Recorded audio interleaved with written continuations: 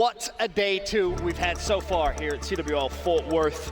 The games have been fantastic, and up next, LG E6 on the main stage. Benson, a chance to guide you through all of the action. Ben. Yes. We've been doing open events. You for, I don't know, since like some of these guys have been born that are competing at this point, but for me, only a few years. Saturdays have always been like the most boring day, where every single match seems like it's a 3-0, we go through everything quickly, and then we get to today, where everything is incredibly stressful, every single map is a game 5, all of them are nail biters. It's just a hell of a tournament, man. I mean, shout out to everyone that designed the new format, right? It's been, honestly, one of the best days of Call of Duty I think we've seen, it just in terms of the competitiveness of the series. You want to talk about competitiveness of the event? Most Game 5s I've ever seen. Every other series has gone to Game 5. I've cast it 6 times, 5 have gone to Game 5. It's ridiculous. It's been so much fun, and this is a game which I think may have the same destiny chance. I could see this going the distance. Of course, this winner's semi-final, Enigma6 versus LG. LG has shown some cracks in their armor, I think it's fair to say, and for Enigma6, this is a big result. This is a big game for them, because this is an organization which, for those that may not know, historically have had moments where they've caused massive upsets. Never have they managed to lift that trophy, though. And honestly, I feel like if they do get this win, they're going to have so much momentum that I think this could maybe be the one. I mean, I'm digging deep. I didn't look this one up, but I think E6, as an organization, their best placement of all time was top 3rd. And I think it happened at a UMG event, probably back in AW. So someone can fact check me on that. But if they win this series, I think, well, they get that guaranteed top 3. And then who knows where they go from there. They have extra matches to play with, but you got to get past LG first. And that's a little tricky. Yeah, easier said than done. Yes, definitely. And it's not even easy to say, honestly. And with Classic, obviously improving his performance, mainly due to the fact he's pulled out the rampart a fair amount of times.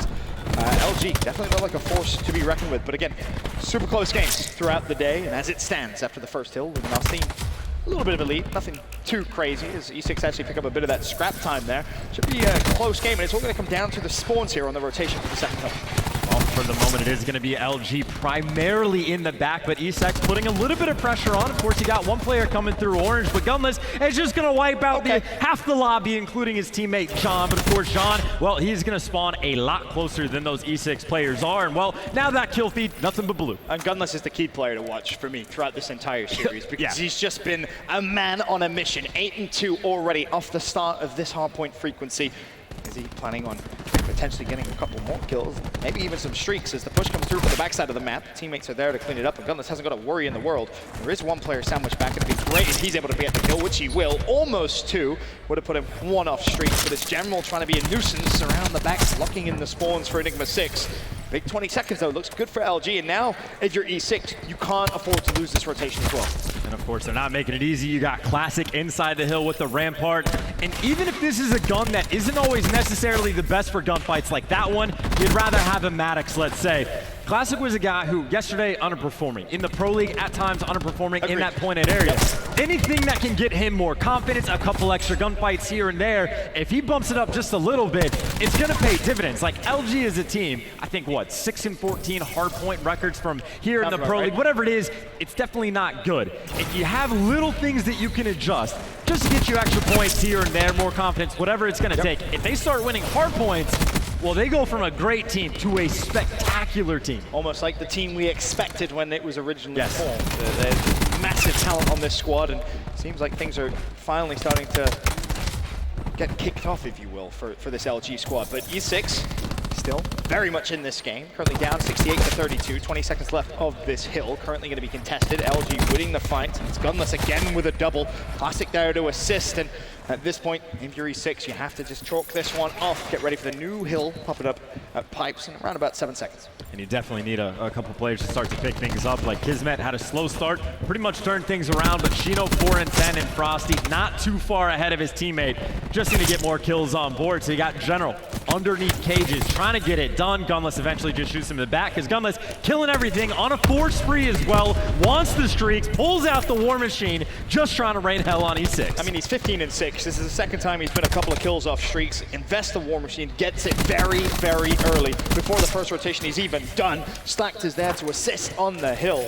LG really starting to get a little bit of a gap now between themselves and Enigma6. Over to Slack's perspective once again, he'll be traded out, but 25 seconds left, and if LG pick this up, they're going to have almost 100-point lead going into the second rotation. I mean, look, we see games where Gunless just kind of takes over, but you got Classic right behind him and then Slack right behind that. So even if you're going to bomb out and not get any kills with the grab slam, if you're actually doing it with your gun, you're in a phenomenal position. But here it is, perfect positioning for the Slack Sam. He connects with two, get the final guy out of the hill. Chino's going to fall by the hand of Classic, and that's, well, as good of a break towards first that you could have on top of a great first set of rotations from LG. Yeah, very, very well played.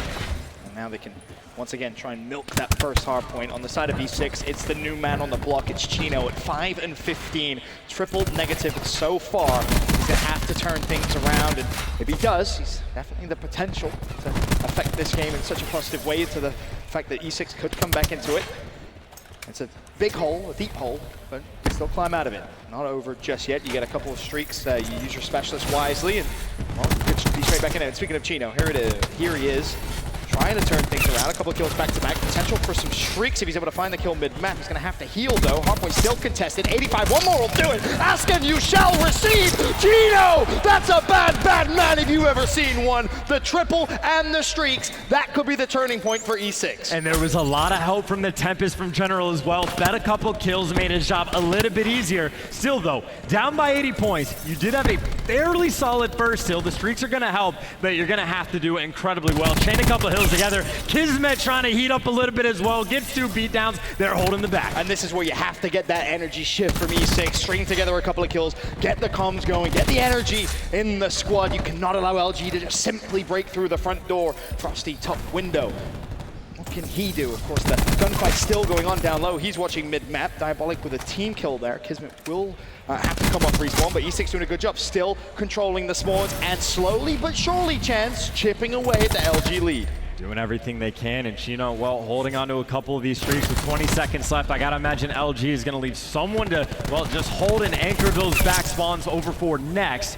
That means Chino maybe can use a Hellstorm or use the Lightning once the team gets in position, just to try to force those players outside. But of course, we're very far away from that.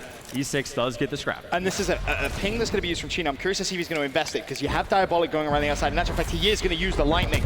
For me, it's this push here, which is going to be so important. You have to block the spawns, you have to do it quickly. Diabolic has the support of General, but he doesn't win the initial gunfight. General still with a lot of work to do.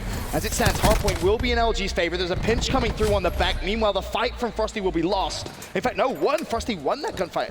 Apologies, John will fall, and Frosty, again, another big 1v1.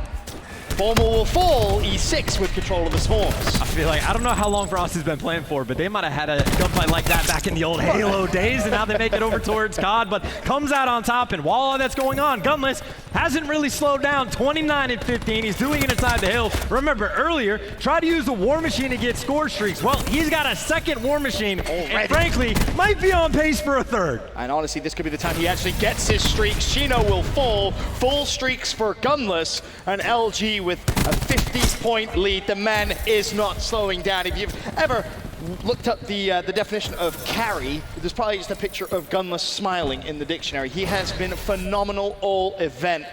And honestly, the reason LG have been able to get this far in the tournament is him. And you'll see Chino invest the Hellstorm. Bear in mind, there are still 2 streaks on the side of LG, and that could be the final dagger here in this series for E6. Well, he gets him out with the Hellstorm, and then LG with the guns respond right back. They get the Swarm, more than a 60-point lead, and honestly, they're just going to extend it further. They got everything in the back pocket, including Gunless, who's winning gunfights and has the help of teammates. General finally cuts him down, but 34 kills, Ben. He is doing everything he can to try and set some records. Yeah, he's playing extremely well right now. And again, still with 2 streaks to use. Speaking of streaks, Slack getting close, 300 points, all he needs. The final 10 seconds, good for LG. Fight on New Hill, Kismet highlighted on the minimap. He has Grab Slam, and he's had Grab Slam a fair amount of time now, Chance. He hasn't used it. That would have been the perfect time. Secure the early time on the first hill of the last rotation, because you need it, because now you're in a situation where LG have pulled away to a 100-point lead. Of course, more to consider. It's not just the grab slam, but when is Chino going to invest that fire break as well? But now the Tempest is going to come out. That's going to be from the side of LG. Formal's got it in hand. He's going to fall, but the kill feed all blue. LG breakthrough, clean 5 men down, and well, now you got to run past the Hellstorm. The Hover's going to slow him down. drops Frosty off respawn. Well, Kismet has to make the play. He can only find one. The spacing from LG, perfect, but Kismet is not able to find two. The fire's gonna be in. They're trying to stop LG. They're gonna do so. Chino finds two. E6 barely staying alive. But now you have to put pressure on the next side of the map for the second hill. You have to push through. You cannot afford to sit here in the hill. LG need just over 25 points, and they will win map number 1 for E6.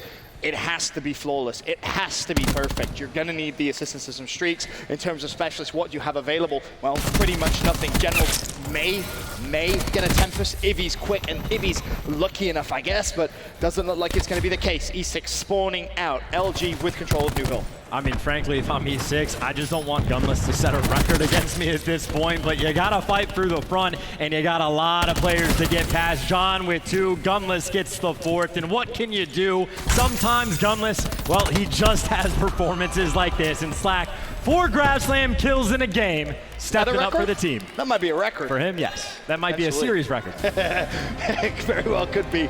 All smiles on the faces of LG, 1-0 up.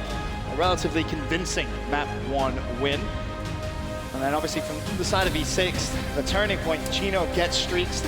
You felt that that was where they needed to come back into the game. That's where they had to do as much damage as they possibly could. It was too much of a slow start for him. He's going to know it. There's no point harping on about it. Now you have to look forward to game 2. I mean, honestly, if I'm on E6, I'm turning to my teammates and being like, Gunless just does that sometimes. Like, it just happens. You have to just put up with it. You have to move into the search and destroy and put it behind you. Because again, that's just a godlike performance where there's simply nothing you can do. And it's one of those you kind of just have to admire. You don't want to, but you kind of have to. LG 1-0 up against E6 here in this winner's semi-final. That's it for myself and Chance for now. I believe we got Blaze somewhere in the crowd. Guy, what's going on? What's up, guys? This is Let's Talk About It, presented by Jack in the Box. I'm Blaze, and I'm with the beautiful Jordan. Jordan, how has your event been?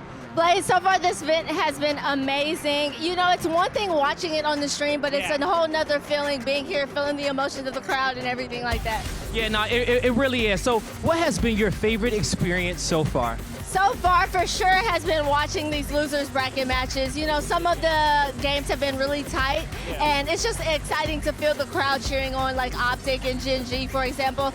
And the open bracket has been amazing to watch, too. Those teams over there are pumped up.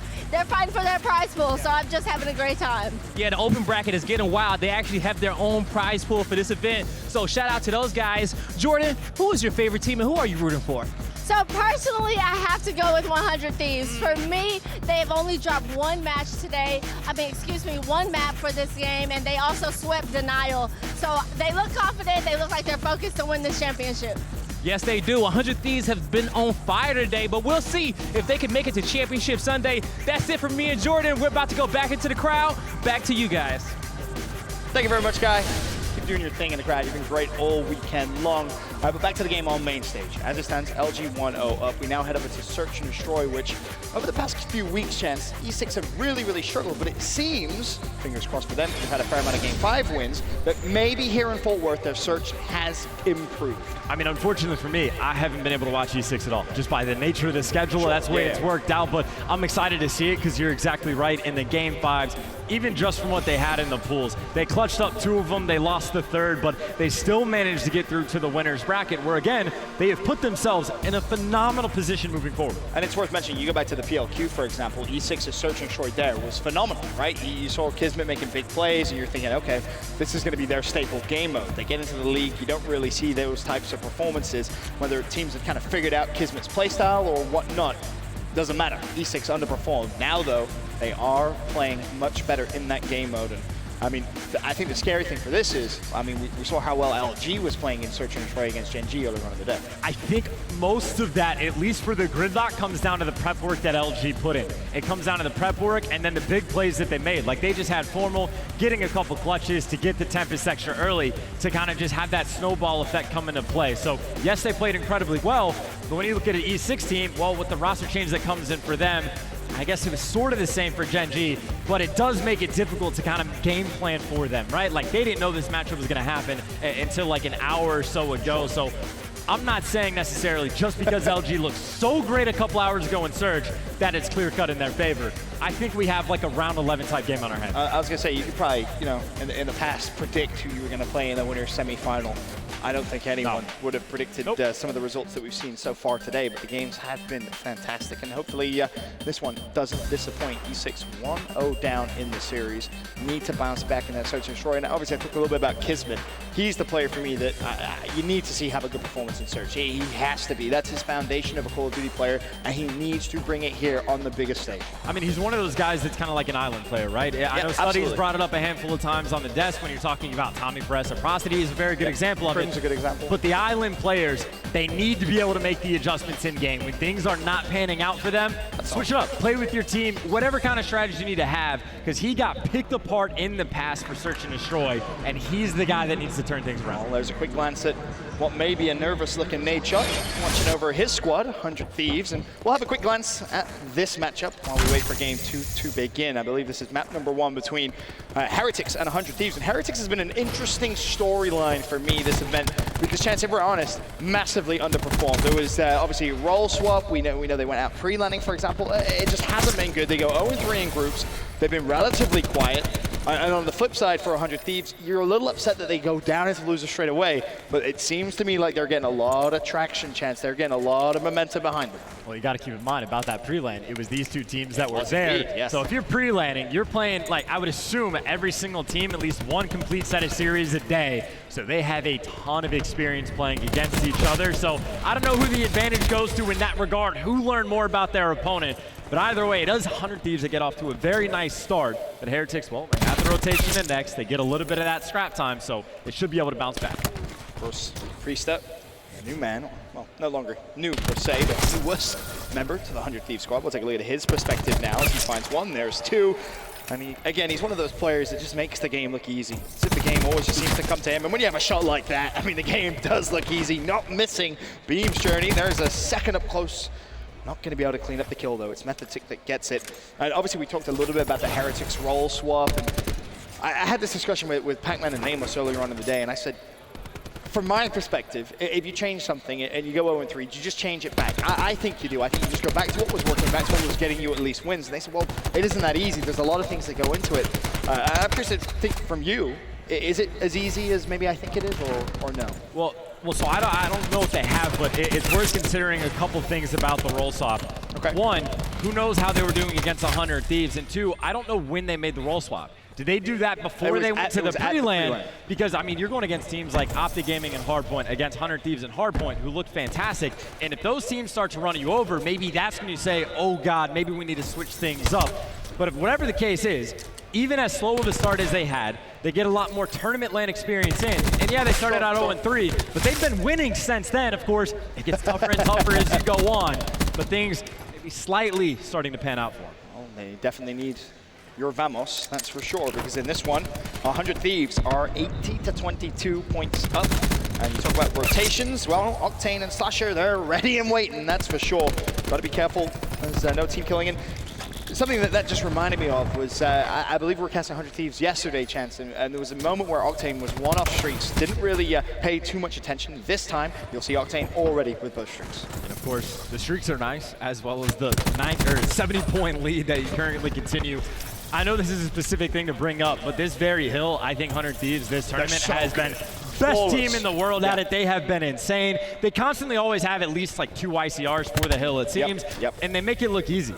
Like, they get over there, they just have complete control. It doesn't matter where you come from. They're just there, ready, preempting everything. I would love to see like a point split on that map, or sorry, on that hill specifically for 100 Thieves, just to see how good they really are, and maybe break down exactly why they are as good as that. Obviously, you bring up the ICRs, but this is getting a little out of control now for the Spaniards.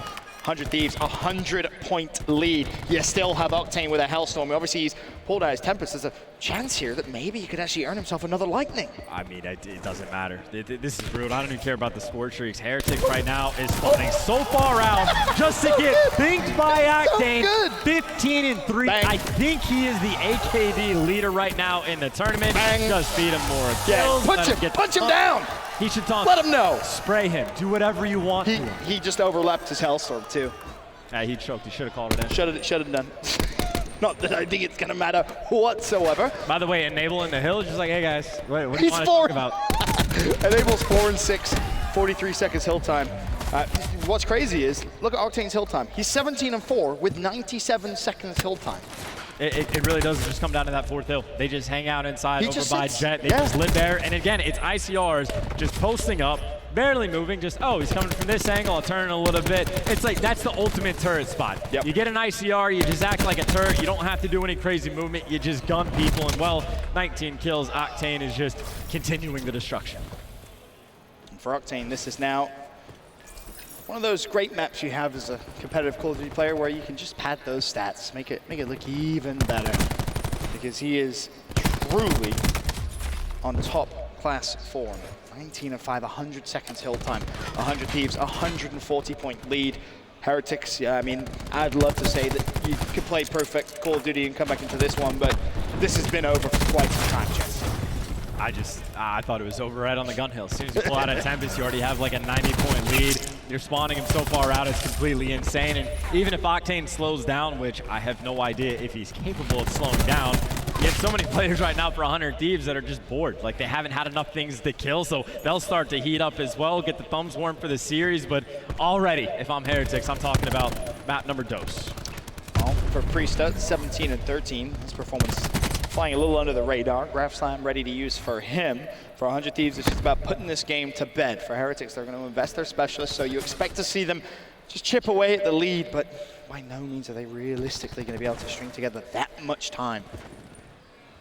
Already, you can see Octane thinking about the new hill. Streaks available to use too, so if you really wanted to, you could rotate a little later than maybe you would normally. And of course, Priesta still with the Grab Slam chance. This is, again, about when 100 Thieves are going to close this out. Just thinking about using the Graph Slam there. Just gets completely cut down. So Heretics do have, well, maybe not the best spawns in the world for next year. Well, as they try to get closer to the hill, well, that kill feed is 4 down in 100 Thieves' favor. Octane using the Lightning Strike to kill him on the back end, is able to find just one. But his team has a pretty good setup. Journey able to win one gunfight here. But again, even when Octane falls, the rest of 100 Thieves is saying, finally we get a kill. Something, we appreciate you helping out our stats just a little bit. And of course, 100 Thieves, more than a 100-point lead they have, and still just killing everything, making perfect plays. The War Machine, Kenny going on the outside flank. I don't know what Heretics can even think about doing. Again, 25 seconds left on this hill, and then if you did want to believe in a Heretics comeback, bad news, because we're heading over to 100 Thieves' best hill up next. And that's where this game will surely be put to bed. You can start thinking about that game too. They can't win it here, of course, so we will see at least one more hard point. Octane still with a streak to use, and it wouldn't surprise me to see him maybe use it here on the rotation. 100 Thieves a little late. There it is. Hellstorm comes through. That should do all the damage. Is enabled, does a good job of blocking the Heretic spawn, allowing his teammates to spawn in. Heretics aren't even close to the hill. Finally going through lobby, they'll be able to touch it, but 100 Thieves with the perfect setup to break this hill. Kenny, obviously here at the Lightning, he's going to call that in. Sasha just walks straight into the hill. Will be contested, so not sure exactly where that Lightning Strike was placed. Definitely not the best. Well, Octane, though, says whether or not I have the Lightning Strike, if it didn't work the first time, I'll just get some more. Kenny, I think, might have picked up an extra streak as well. He's got the Hellstorm. So if they don't somehow get the next 3 seconds, with Slasher, by the way, the extra ICR on this hill, well, kill 3, everyone is just dying. They are playing for kills. They want to get as many as possible. Please, dear God, just end this game.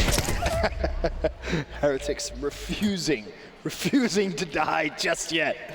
For 100 Thieves, it is 2 points. They're set up on gun. Priestess mid-map has Grab Slam as well. Again, this well and truly over has been for quite some time. 100 Thieves will go 1-0 up in this series. And there it is, Sasha with a double to seal the deal. And that was a very scary performance. Obviously, we talk a lot, Chance, at some tournaments when a high-quality team falls to the losers bracket early, making a deep losers bracket run, stringing those results together. And that, to me, is what we're seeing here with 100 Thieves. And you got to keep in mind, for 100 Thieves, yes, they're in losers, but even through pool play, they were 2-1. Yeah. They just didn't win enough maps throughout the process of winning 2 of their series to not make it into the winners bracket. So they were dealt a very difficult hand, but at the same time, this is a team a lot of people predicted might be in the grand finals. Maybe to face against Optic, maybe now their odds are even slightly better than previously, and they haven't shown signs of slowing down. Well, they're continuing to play well, though. That's what matters most if you're a 100 Thieves fan. But I know we were pretty active on social media early on. I'm curious to see exactly what your guys' thoughts were on the question, who has stepped up the most here at Fort Worth, and here's some of your opinions. Has to be Kenny. He's finally in the MVP form, and I don't think anyone can deny it. Obviously, Chance, you praised Kenny a lot last year, rightfully so. Rookie of the Year. He has, all of a sudden, at least to me, found that form. That is a very accurate tweet. Can't deny it. And of course, you got to pick up Classic as well, which we've seen that a little bit in this series. And the last one we cast of LG, Classic goes from, again, 0.8, which isn't the worst ever, but not great. And he has kicked it up a notch. And, well, he's the man that's leading the charge with the Rampart. Oh, Joe is looking scary. He keeps it up. They can win this event. Red Reserve, a team again who have kind of gone a little bit under the radar. A good performance so far. And I saw, I think it was Rated actually tweet out that Joe went 50 and 24 and a half point. Right? It was like, when he's giving me those performances, I'm just sat with my feet on the desk chilling. Is that real? I think so. 50 and 24, JP. So. Can you confirm that? If that's real, 50 and 24 I'm kills pretty in sure KIA? Yep, I'm pretty sure that's what I've read. Whatever it was. That's what I read. Nutty performances. Joe has completely kicked it up a notch if that's the case. I've definitely seen some great stuff out of him. That's beyond great. Yeah, well, we wait for the game on main stage to get ready into game number 2. Of course, there'll be a search and destroy between Enigma6 and LG. As it stands, LG 1-0 up. The search is going to be tough, but it's one, in my mind now, E6 have to win, and the problem is LG have looked great in search and destroy every time we've watched them play. We head over towards a payload where, I said it earlier on, Chance, all eyes for me are on Enigma6's Kismet. And you're right, exactly right. And you got to make the big plays on this match specifically because of how good Luminosity has been in control.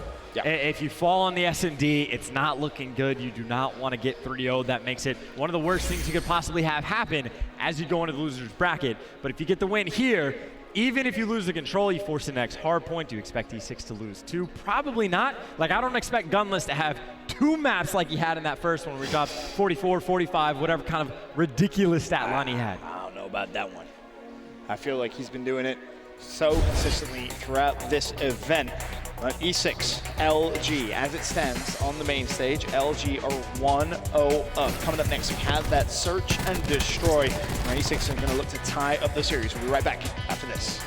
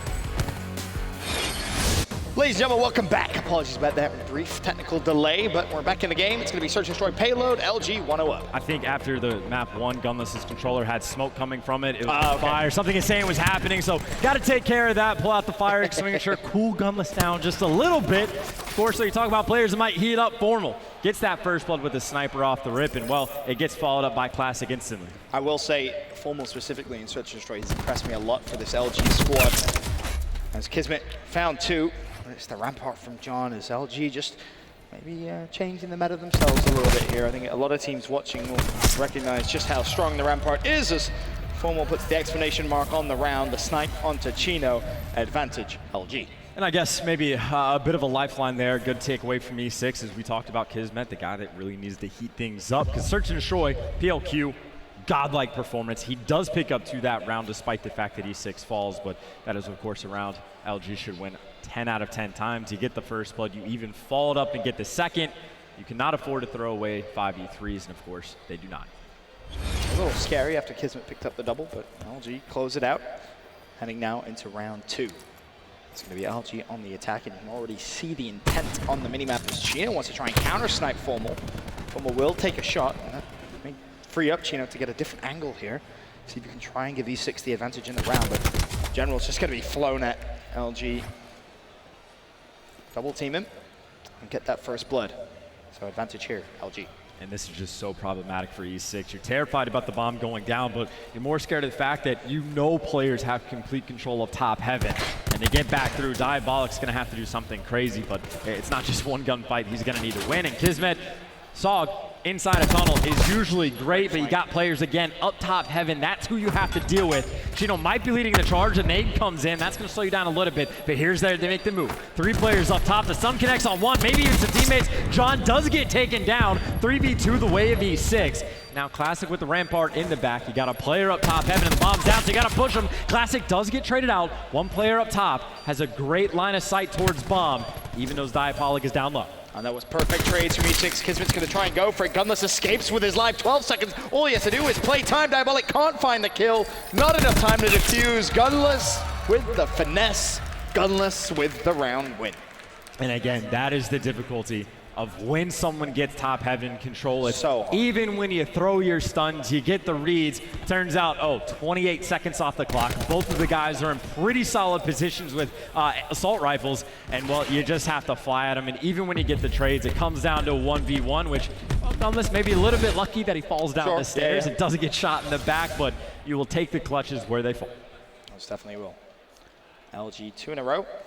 Sit 2-0 up here in game 2 Search and Destroy Payload. In terms of his individual performance, 3-0, still yet to die. Formal will be still continue sniping. If he's able to get a pick this time, though. Gunless will hit outskirts over towards A, and that's interesting because E6, of course, they have played over towards that side. A lot of gunfights about to go down very, very quickly. Diabolic one shot if he peeks. May fall. Chino wins the gunfight outskirts, though, so that's going to open up the entire side of the map. Chino 8 will find another kill as well. 3v2, because Classic does get the beat down. Both players, though, stacked up next to each other. Formal looking for anything he can find, but it's going to be Classic that puts Formal in a doable situation. Bomb is yet to get played, and the sniper's out. Rips off the head of Frosty. Oh, no! Beat on Chino as well. The 1v2, just like that. And LG all smiles. And that's something I don't think we've seen in quite some time, Chance. Just the smiles across the board from the LG players. They're enjoying playing Call of Duty, something that's so essential to kind of get those good results. And you know, Chino does his best. He wins that first gunfight outskirts, and you're thinking, all right, well, this should be a round now, surely for E6. Not the case. I mean, it's a lot of smiles for LG. It's a lot of rounds for E6 with 2 exceptions. Formal and Frosty, deadpan. Nothing going on. No emotion. No emotion. You clutch a 1v2. You hit a nice shot. Business as usual. They just want to go to round 4. Yeah, beautiful clutch from Formal. It was back-to-back 1v2s. Gunless in round 2, Formal in round 3. It's almost as if they're competing as who can be a flashier player. As we head into the 4th round, General still looking for his first kill, currently sitting at 0-3. We'll see if he's going to have a little bit better success. You can see him highlighted there on the minimap briefly as he goes for a bit of a wide flank through B. And honestly, for me, General is such an important player in this round. He could really cause a ruckus, but he's going to have to act very, very quickly because there's only so long E6 are going to be able to defend 4v5, and Kismet now is actually going to leave the defensive reinforcements. He's going to try and hit a flank as well. So this essentially comes down to winning those gunfights, and General's put himself in such a good position. First kill, almost a guarantee. Can he find number 2? Well, Kismet did fall on that, so that's just a 4v4. Now General's position is, of course, known. Gunless trying to hunt him down, but the stun's going to connect. Tac Mass, though, means the General can't get too aggressive. Just trying to stay with his life, and of course, that bomb does go down. Other side of the map over at B. 4v3, advantage E6. They need to get that first search and destroy round on the board. You cannot allow LG to win another round at a massive disadvantage. Back-to-back 1v2s, and the problem is time is ticking. You have 25 seconds to try and produce what should be at least an easy round to try and defuse the bomb. But again, LG, they backed all the way up here. Chance they're forcing E6 to come to them. Diabolic with the first fight, which he will lose. Chino loses his fight. Frosty, of course, now has to cover General, but General's defusing wide out in the open, and there's just not enough time to defuse anyway. And Slack wins the gunfight in the end as the stamp. You called it perfectly. You just don't have enough time. Yeah. I think, you know, there's 30-something seconds left on the clock. You got a 4v3. Yeah, like, it's so tough. You pretty much have to fly at them and be hyper-aggressive, and at the same time, you can't really afford to be over-aggressive because you're going to be staring down the barrel of a Rampart, of a couple ICRs. Not an easy situation. And, of course, LG, you talk about any tough spots they found themselves in. They have been clutch all day today. And their search and destroy just is improved so much. They are looking so good. 4-0. The advantage. And a quick glance at stats. You have Classic at 5 and 4, Formal's 4 and 2, Gunless 3 and 2, Slack 4 and 3, and John 4 and 3. All of them just kind of sharing the workload here in game 2. Something to keep in the back of your mind at the start of the day. Luminosity had the worst first blood percentage at Fort Worth. I think they're 4 for 4 so far on this map. At the very least, completely turning things around. And of course, even when they have the man disadvantage, have been clutch. But that bomb for the moment, leaning over towards the B site. Formal is just waiting in the wings. He's so patient. It can be so tough when you're going up against his sniper rifle just to get anything as General opens up with the first blood. There's a second follow-up, and that now leaves LG in a bit of a pickle. Kismet will shut down Formal 2v5 this round. Surely now E6 will find their first. Bomb goes down. Chino has 2 players 50 feet away, taking a tumble off the map over in Iceland. And that is a very nice round for E6 to get on board, other than the fact that they need many, many more. Yes, they do. 4-1 down, but that should give them some confidence now moving forward.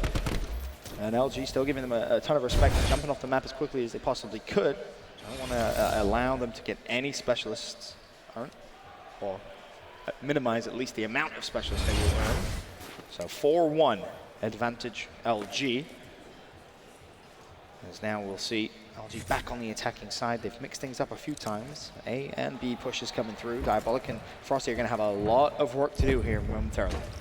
Just playing for information for the moment, but Frosty actually feels a little bit of pressure. As soon as that gets dropped down, he's worried about the jump up. So he doesn't see if the player outskirts have moved in or not, but of course that A site completely given up. They're giving up the plant for free. Kismet, of course, is in mid-tunnels. Might be waiting for some teammates. In general, for the moment, across the map, they got to play as a team. I'm so surprised that they didn't rotate earlier. You knew that the push was coming in there from LG. To me, you have to act a lot faster than that. Because now if you're LG, all you simply have to do is trade out.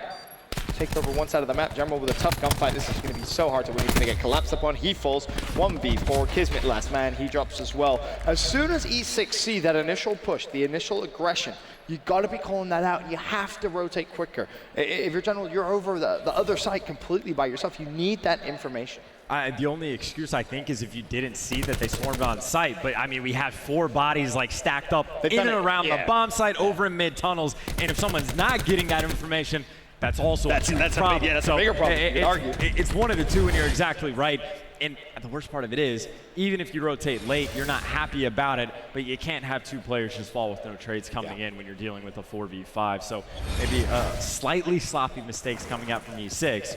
We can obviously afford to make no more mistakes. They need 5 in a row just to tie this series up. And I mean, you can see how close Slacked is to his Grav Slam. Gunless is close to his War Machine. Formal does have Tempest available, and I believe they may just wait and just combo it all. In fact, might not even be a need. 1v5. Good luck. Have fun, Frosty. 1v4. Imagine.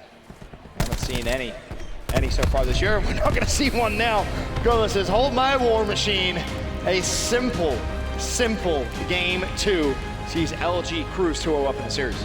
Creating the Rampart meta. LG is just writing it in stone. And you gotta imagine back at Vegas, what was a huge factor? Well, stock 2. What do we have now? The Rampart shredding through people left and right. And E6 now, they're gonna have to go to control where, well, LG has been feasting on teams since the start of the Pro League. I think everyone now needs a Rampart class, at least one, right? You have to try and counter the LG strat. But here's a quick glance over at Bravo. We jumped into 100 Thieves in game 1, and it was not very pretty, let's just say that. Here's a glance at the search and destroy. 100 Thieves with the advantage, 4-3 up, and in this round, pleased to open things up with a double. However, we'll rest at a 2 versus 2 with 60 seconds left. Come down in not the best spot, and Lucky will actually find the pick on Octane. So despite the early advantage, Heretics run straight through 100 Thieves, and they will tie it up. That's just a very aggressive finish towards the end. It seemed like everyone just died in a span of a couple seconds. And I was trying to take a gander over at the specialist. I think Enable's creeping up on the vision pulse. I have to imagine Lucky is probably somewhere in the same ballpark, but we're getting to that late game now where everyone knows who's played Black Ops 4. The specialist, make or break, do or die, can win you maps or can cost you dearly. Well, let's have a quick glance. Gravslan available. We have Tempest. We have War Machine on the other side. War Machine, Crash, close to Vision, and also Gravslan. And Enable has to be a bomb plant machine. Lucky's got double the number of kills, but he is so much closer to the progression. So I told you, if you speak to Ian, he'll say, you know, he has that reputation of not being the best search and destroy player. He says, my teammates bait me. I always plant the bomb, and they never look over me. Well, got to make sure you become the best vision pulse in the game. I think Slasher has pulled out the War Machine. Actually, no, I take that back. That's from the flip side. That's Metals, who is getting clearance over towards the site. He should be able to get this bomb down for free, assuming Octane doesn't get picked. So you have to use a Grand Slam to take him down. And Kenny with the instant trade. That's a War Machine and Grand Slam using 100 Thieves. Well, Metals, last man standing, and Kenny just gonna shred right through him. And that is, well, as good as it could possibly get for 100 Thieves. That's a big yikes if you're a Heretics fan. A lot of investment there of some big boy specialists. You of course, use the War Machine, the Grav Slam, and 100 Thieves just sit back and say, all right, push us, see what happens. Well, of course, it's going to be diffused. It's going to be given to Enable, so at the start of the next round, Vision Pulse available. It's very hard now for 100 Thieves not to close this map out. And I'll be honest, I do not know what happened from Lucky's perspective, but he's dying to Octane when his teammate is literally right there and he has the Grass Slam. Just throw shoulders from you, whatever the case is, but maybe he got team shot, double shot, who knows what actually happened other than the fact that 100 Thieves win the round convincingly. And credit to Kenny there, right? For recognizing, all right, let me just sit back, and then obviously goes on to kill everything else in sight.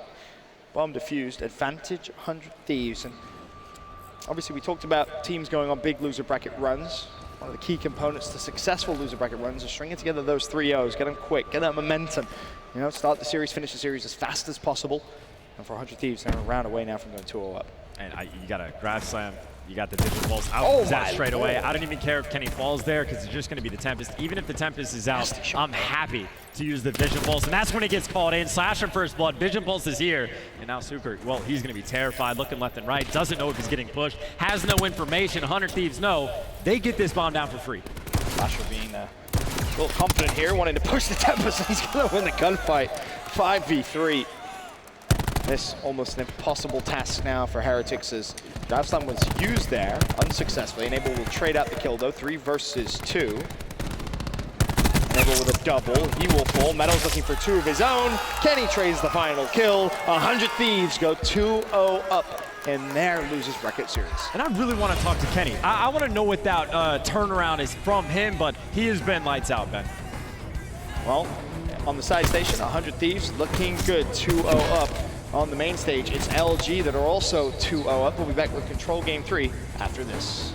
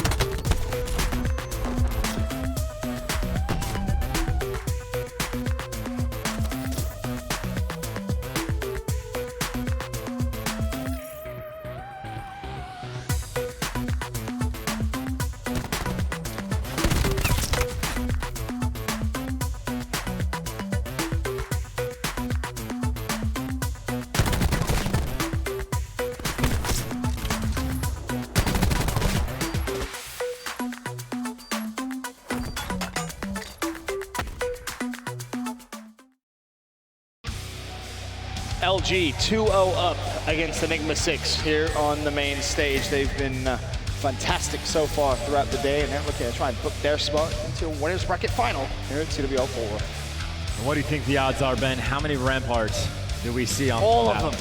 All the ramparts? Well, if E6 don't have a rampart class ready and waiting in the back pocket, you don't have to use it straight off the rip, but I would have one at least made. I mean, I'm super curious as well, because this has to be like the least wall bangable map that we probably have, but I agree. How many do you actually see? A couple SOCs, couple ICRs, and of course, well, LG, they have been the team that's friendly with it, but something to keep an eye on. I don't know if they actually want to use it on this map, but yes, they Classic do. and the kill feed pops up, and well, it's been working so far, but this is going to be Frosty able to get a couple kills. And I think that's the key, right? It's been working so far. Why bother switching it up? Even if there's not necessarily a lot of things that you can wallbang on this map specifically, he's just going to feel comfortable with it in his hands, and rightfully so. He's had a great day. But early on, a small advantage to Enigma6, already 2 ticks into B.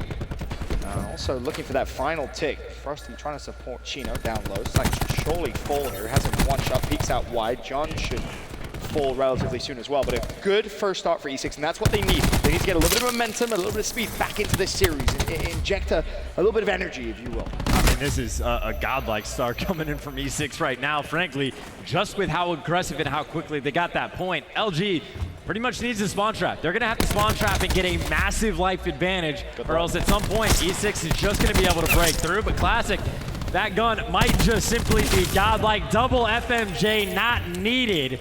3 kills, making it look simple. I'm making this exact class when I get home. I'm about to run lead play. I'm about to run it just like Classic is running this game. A nice little 4 streak for him.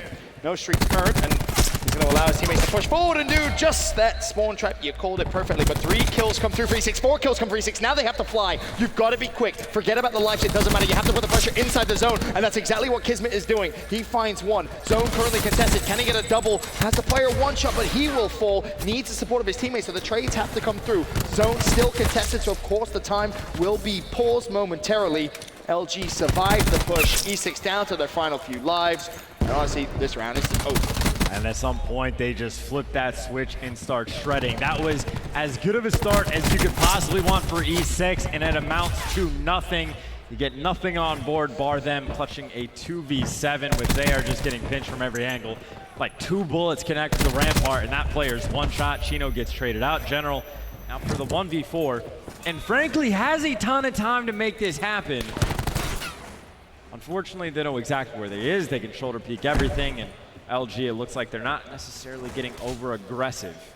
This would be a massive clutch, and well, it's just surely a moment or a brief amount of time before he falls, and that is exactly it. Gun slides straight towards him, and E6 not able to capitalize it with a very, very fast B cap.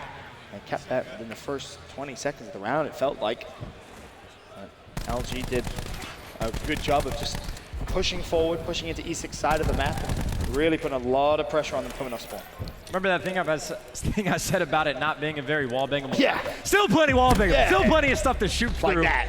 And the one before that, that is 2 kills through a wall, and that is E6 just thinking like, oh my God, like I don't know if they've ever practiced against it. Something I would also be curious about is how long has LG known about this? Because the Rampart has been being It's been a used thing since for a while. day one. Yeah. Search and Destroy kids have been using it for a very long time, and well, we talked about LG being good at control, and there's the exact stats as to why. 10-1. Wow. Well, great time for them to bring it out. It's already the pressure over towards A. Is it too much for E6 to handle? A couple of players from LG coming off spawn. Nade will be burning. Classic wisely backs away. You don't really want to concede it this quickly, but honestly, if you're E6, do you even have a choice? A grapple used by Kismet. He will get inside the zone. He's done fantastic just to stay alive, but where is the extra support? It's just not there. LG slay out E6, and A will be capped. And another very good start. 2 times in a row on offense. Last time the defense held strong by spawn trap. This time it is LG pouring on the pressure inside the hill.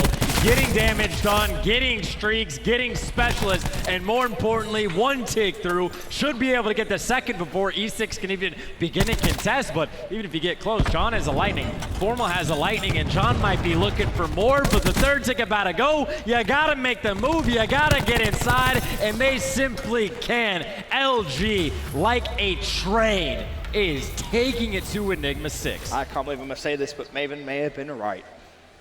I know, you're never gonna hear me say those words again, but LG in this form, they look borderline untouchable.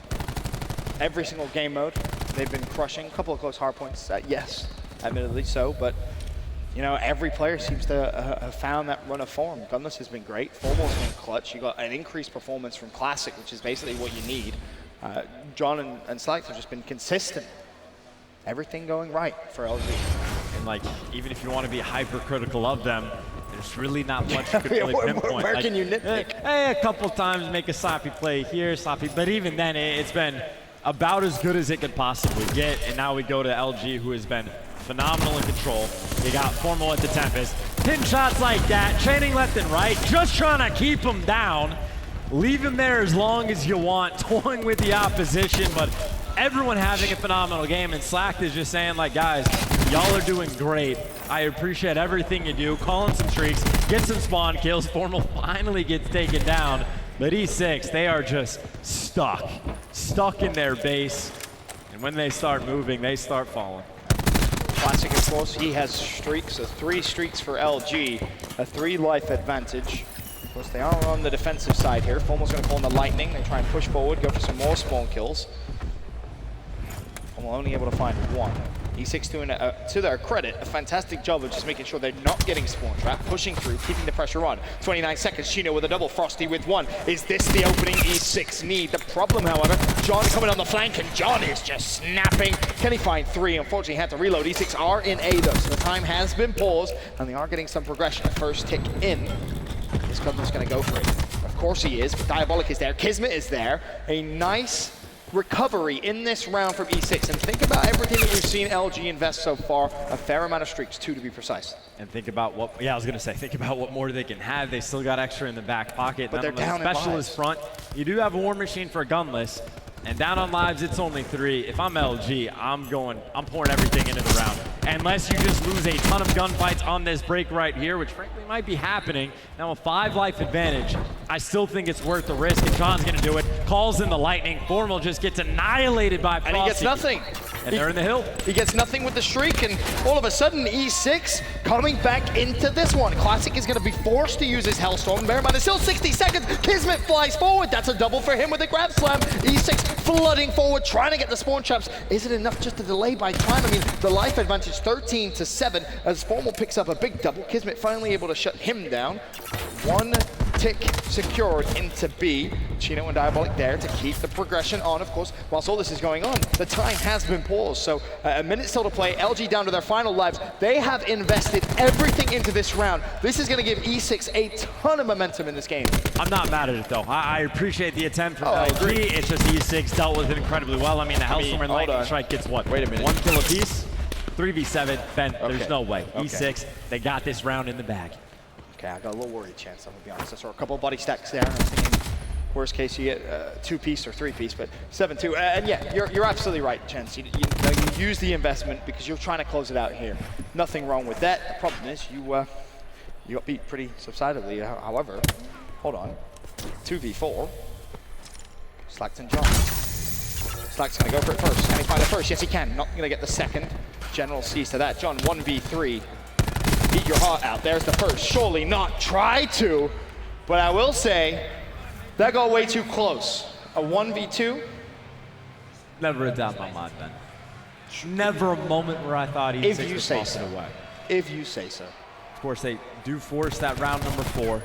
I think they might be winning the specialist battle as well, which is very surprising. I know Kismet had to burn the gravity slam, but from the brief moment where I glanced at it towards the end, I think they're up on it. I know Slack is getting close to the grav slam. It might be fairly close to even, but from how brutal those first 2 rounds were, it's at very least closer than I was expecting. So E6 again down but not out, trying to hand LG their 2nd loss in a very long time. Well, Frosty halfway towards Tech 5. John relatively close. Formal relatively close to Tempest. General has his. Diabolic with a War Machine. Gunless has his. Chino very close to Vision Pulse. Classic very close as well. So you're absolutely right, Chance. In terms of specialists, couldn't be closer. Good start for E6 though, getting the first couple of kills. General, steady your shot. See if you can try and connect with Formal at distance. Finally, shot lands. And if General can get some streaks here, there's a very realistic possibility of a comeback. That should change, surely. Nicely done from General. 150 is all he needs as he goes a little wide here to try and pick up the kill. Gets it, 25 points, tagged up from the side. General stuck between a rock and a hard place, and it's Gunless that shuts down the streaks.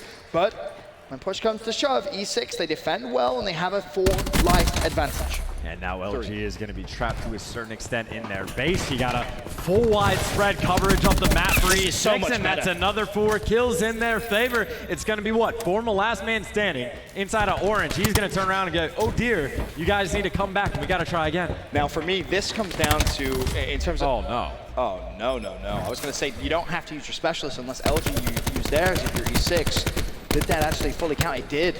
Diabolic. A big misplay there as he gets pushed. 4-life advantage. Slowly but surely though, B is being captured. 1 tick, 29 seconds left on the clock. Formal trying to hunt down one player. Bottom middle is going to be Frosty. Frosty flies out of no respect. Picks up the kill. The push comes through on the defensive standpoint. Classic, I believe, was able to find one before instantly dropping. 17-11. E6 have done so well to come back into this one. With 18 seconds on the other side of the map, you see a push coming in over towards A. E6 with no resources on this side of the map, so you could potentially see a few ticks come through. Of course, Slack does have that grab slam. If things start to even out just a little bit, but as you say it, General does take down 2, and E6 doing a nice job just to maintain that life advantage. Trap him in. That's all you need to do here if you're E6. 6-kill lead. You can give up this entire site. This is by no means a bad thing. Chino is trying to lock down the backside. Minute added to the clock. Minute 14 to be played. Does LG want to invest the rest of their specialists to try and close it out here? I mean, War Machine, Vision, and Tempest. I believe Chino has popped his Vision. And Classic has as well. You get one Vision, the other person's just going to counter instantly. So LG, they're going to go for the Swarm, but obviously E6 is going to be prepared for it. Everyone is wrapped back to help on the defensive side of things. Gunless was able to pick up one. General has to back off. Plenty of time still on this clock. LG, they have to set up essentially a perfect push if they want to get this win. And there you see, it's going to be the grapple that comes over top. That's the opening. Cage is down low. They're getting the kill. Slack with the nice yard, able to take him down. They're inside. This second tick might be through. One player dive box is underneath. E6, they got a flood, and now Slack has a grab slam to go over top. Gonna use it to find one. Shuts down the second, gets the streaks, and they get the game. LG with the hot 3-0, guaranteeing top 3. A wonderful performance from LG. So patient in control, and that is a prime example of exactly why their control has been that good. What was the stat going into that 10-1, I believe it was? Now it's 11-1. A wonderful performance from them. They booked their ticket into the winners bracket final. E6, just not enough for the tank on the day. And they're getting, like, ordinarily in a tournament, your easiest matches are supposed to be at the beginning, and then they get harder and harder to go through the bracket. LG is doing the opposite. The deeper they go, the better they seem to get. Yep. Completely dominant performance from start to finish. There was barely a moment where I thought E6 even had a chance. They are growing into the tournament, and they're using, obviously, the Rampart, maybe a new meta switch completely coming through. It's going to leave a lot of players asking questions going into Championship Sunday. But for LG, their day of competition is done. They can sit back, relax, enjoy the rest of the games, find out, of course, who they will be facing in that winner's bracket final. On the flip side for E6, their tournament is by no means over. I think we'll fall down into the loser's bracket, where there's still a bit of a shark tank down there. But they could still potentially make a big run, and could see them in the grand final. Never know. And no idea who they're going to play, but I'm sure we'll find out eventually. And it's going to be a team that's going to have a terrifying performance. Yes, it will.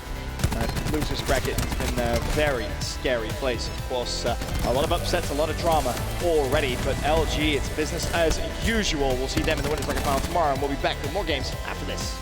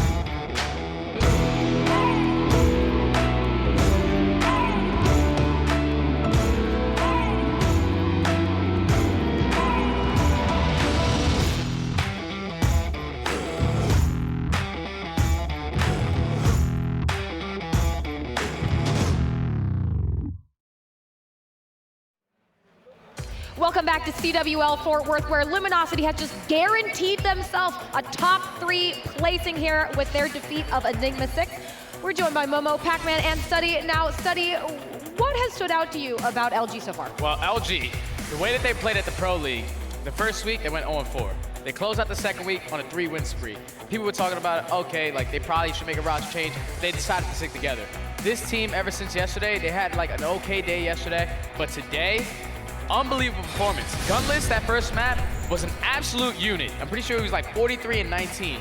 I'm pretty sure he almost had a War Machine 3 times. He's that unstoppable. Map. Unstoppable. But the main player for me is Classic. Classic has just stepped up his game compared to yesterday. It has to do definitely with the Rampart. This guy's just able to wall bang every single person. But it's just a different meta that the team is bringing today. Obviously, the communication and everything is just flowing for them today, and it looks really good at LG. And Momo, we've seen that Rampart start to crop up all over the place. We're seeing the Rampart. Classic was using the ABR on some controls. It's the very start that he kind of switches things up, but he's kind of consistently starting to use that Rampart through the whole game now, and it is working for him. He just feels comfortable. And like Stud said, obviously, when they're on the main stage, it's this vibe about LG, which we missed in the first couple of weeks in the Pro League, where, you know, they're excited, they're beating teams with ease. That you saw kind of the fly through there. It was by 100 points on hardpoint, 6-1 search and destroy. It doesn't even seem that difficult for them right now. And yes, people question their opposition, but they're just beating whoever's been put in front of them. And look at these stats from Gunless. This guy's an absolute unit. I think we have to argue that he's definitely probably the best player in the game. I mean, he always has that potential. I talked to Slack before the match. He said when they formed this team, they formed a team full of superstars, right? So it put them like not on the same page. They're ego challenging. They're so used to being able to win all these individual fights. Said once they got on the same page, they started working together. Basically, not trying to use all that talent and learn how to play together. It became so much easier, right? So once your team is playing better, now we can see your superstar perform on a way higher level. That's what we saw at a Dashy, that's what we're seeing at a Tim, now that's what we're seeing at a Gunless. Like yesterday, you can even tell. They were team killing with specialists, they were pushing things when they didn't need to, but today they look like a completely different team. Everything is going right for them, the communication has to be there, the confidence is definitely there for the team. You can see as they're just running through series like with ease. So LG, they're looking really scary right now. Now, Luminosity may have won on